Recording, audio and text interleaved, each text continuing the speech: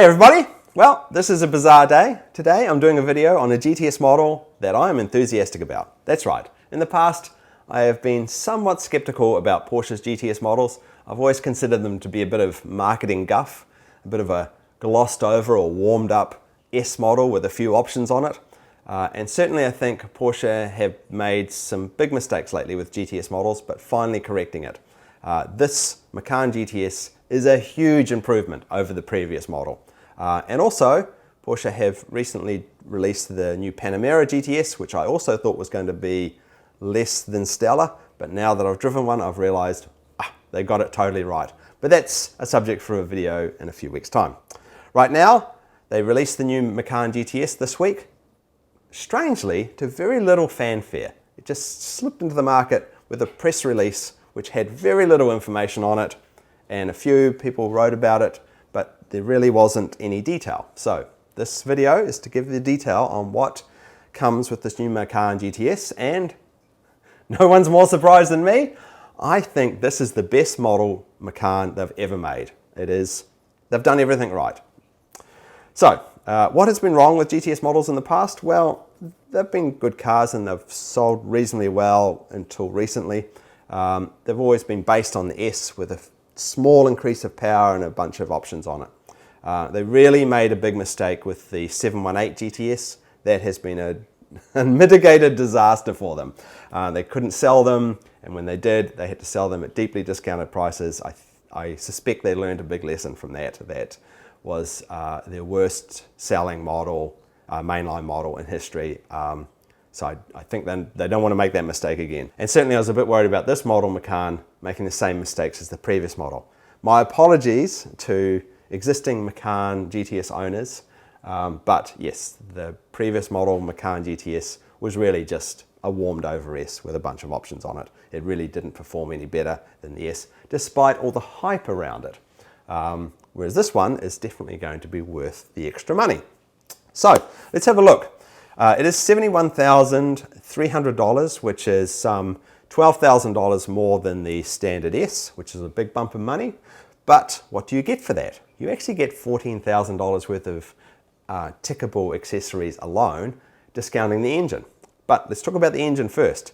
For the first time in the Macan range, the GTS gets the turbo engine, the 2.9 litre engine, which is a far superior engine, detuned to 375 horsepower.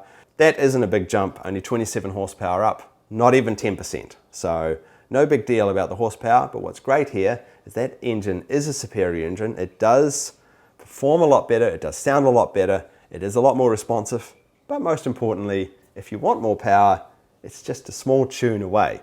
That's right, you could just tune this car because it's a detuned engine. You could tune it up to the turbo or even more if you wanted to, but yes, just a very light stage 1 tune will get you 450 horsepower, 450 pound-feet of torque, really make this car come alive. So that's what makes me excited about the engine. The engine is a far superior engine to the one that you find in the S, like the car that I own. Very jealous of the new GTS models.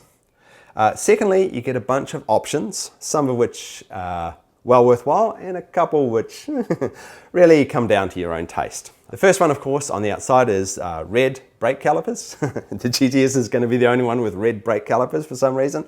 I like a bit of red brake caliper. They don't brake any better than the non-red ones, but it's nice. Obviously, I don't think that's really a cost option. Next is the 20-inch Spider wheels in black. I think the days of black wheels are starting to go, thankfully, but it's a GTS thing to have black wheels for some reason. The 20-inch Spider wheel, so it's a special wheel just for the GTS because the Spider wheels are normally 21-inch wheels. If you're not a fan of the black wheels like myself, I think they're a bit 2002 Boy Racer-ish, and they always look dirty to me. You can, of course, just option those out. Get the 21-inch wheels, Spiders, the turbo wheels. There's lots of good options here. But yes, that's normally a $3,000 option. Next is the air suspension with PASM. As you know, I'm a big fan of this, particularly if you get the bigger wheels. Really smooths out the ride, but most of all, it also lowers the car. It has a few other options, like you can press a button in the back of the car, it lowers the back of the car when you're loading groceries, things like that. But mostly it just improves the look of the car and improves the ride. The negative of the air suspension, of course, is that if you've got it on the higher settings, the car can feel a little floaty, but that's easily fixed by just putting it on the lower suspension. I drive my car with it on the lowered all the time, super smooth. Not that the steel suspension, there's anything wrong with that, but the air suspension is the most comfortable and best handling version of the Macan, so it's nice to see it in the GTS, a well worthwhile upgrade. Next is an upgrade that I'm really enthusiastic about. It's just a cosmetic upgrade. The dark brushed aluminium interior. This is a GTS only option. It's the aluminium interior, but darker, and it looks awesome.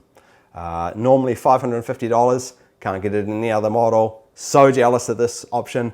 I'm going to try and order it and stick it in my car. Looks cool, I think. The brushed aluminium is a really nice interior, and the dark one looks great. Totally jealous of the GTS options for this. Next is sports exhaust.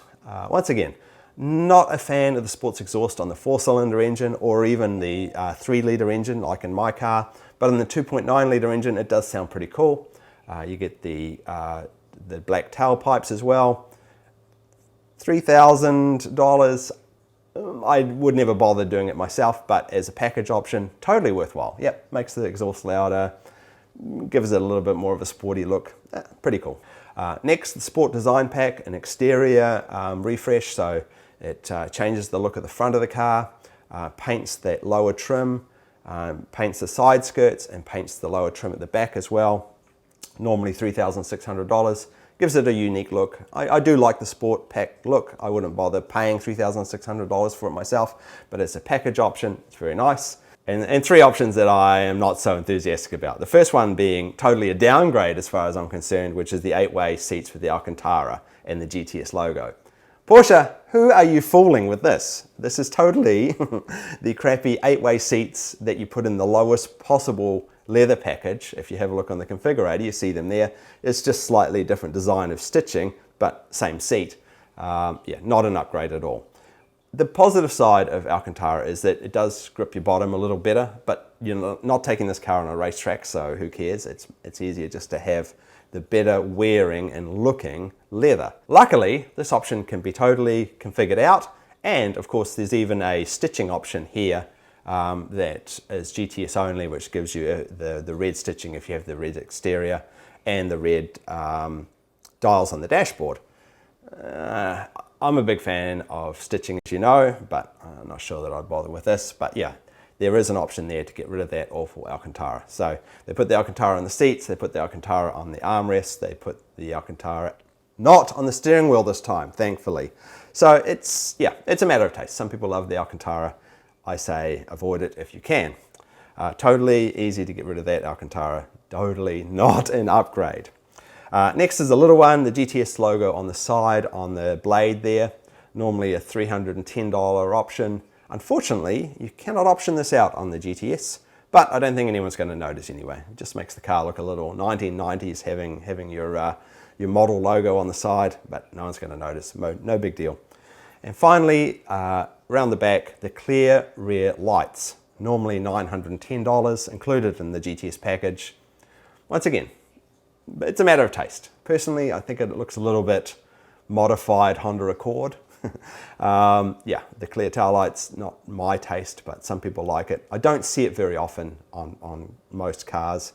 And I would like it if Porsche would allow you to turn that option off. Or give back the $900, because I think most people would want that off. But no big deal here or there. So overall, as I said, $14,000 worth of options, not including the engine upgrade, for $12,000 extra. This is totally a worthwhile model. This is the best Macan in the range, no doubt about it. I am very enthusiastic about this car, and I'm very hopeful that all future Porsche GTSs are going to go this way, where they really think about the options and they give you a downgraded engine instead of a slightly warmed over S engine. Yeah, this is the way to do it. I am totally jealous of the new Macan GTS. I wish I'd got it myself. It is just a GTS done right. Yes, at last. Porsche are doing the GTS models right. Very excited for this model. I will drive one as soon as my local dealer gets one. But yeah, it looks great. I'm totally behind this. The previous model was marketing, not garbage, but a disappointment. The previous model was a disappointment. This one, they've totally got right. So yes. So that is the new Macan GTS. If you're in the market for a Macan and you can afford the GTS, I totally recommend getting it. They've just got this package perfect. So thanks for watching, everyone. If you've got any questions, leave them in the comments below, and I'll see you in the next video. Hey, Albert. Thanks, everyone. Bye then. And if you're wondering where to acquire the ridiculous t-shirts that I wear in my videos, they're all here in my store, all your favorites, including offensive stamps and my rapid dry towels as well. Yes, Nick Murray t-shirts, being a little inappropriate since 2016.